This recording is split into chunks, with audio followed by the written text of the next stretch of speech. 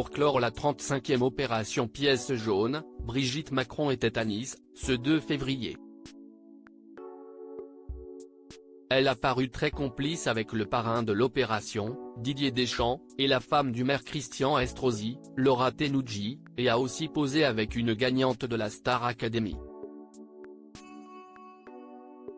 Après quasiment un mois de collecte, l'opération Pièce jaune 2024, la 35e du genre, s'achève ce week-end.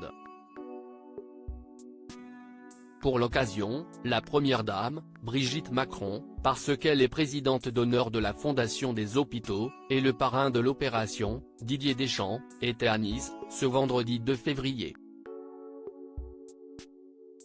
C'est là, auprès du maire Christian Estrosi et de son épouse, qu'avait lieu l'événement de clôture de l'opération cette année. Brigitte Macron est apparue très complice avec Laura Tenucci Estrosi. La journaliste, chroniqueuse dans Télématin depuis 2000, avait opté pour une tenue très solaire. Jupe et chaussures jaune vif, elle était assortie au foulard de la première dame, qui avait, elle, opté pour un look noir surmonté d'un long manteau blanc. Sous le soleil éclatant de Nice, les deux femmes ont longuement discuté. Brigitte Macron a participé à une mini-formation de premiers secours consacrée aux enfants, mais Brigitte Macron est apparue également très souriante auprès du parrain de l'opération Pièce jaune, Didier Deschamps. Les deux représentants de l'opération ont passé du temps à signer des autographes, à serrer des mains et à remercier les bénévoles qui rendent la collecte et l'événement possible chaque année. La première dame a même eu droit à un cours personnalisé de premiers secours. Un infirmier lui a montré comment faire un massage cardiaque à un enfant.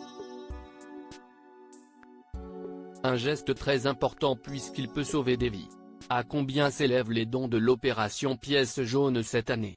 Brigitte Macron a également eu l'occasion d'échanger avec une poignée de chanteurs invités pour la clôture de l'opération. On a notamment aperçu Anisha Joe, la gagnante de la Star Academy 2022, à quelques heures seulement de son passage de témoin au gagnant de cette année, sacré ce samedi 3 février sur TF1.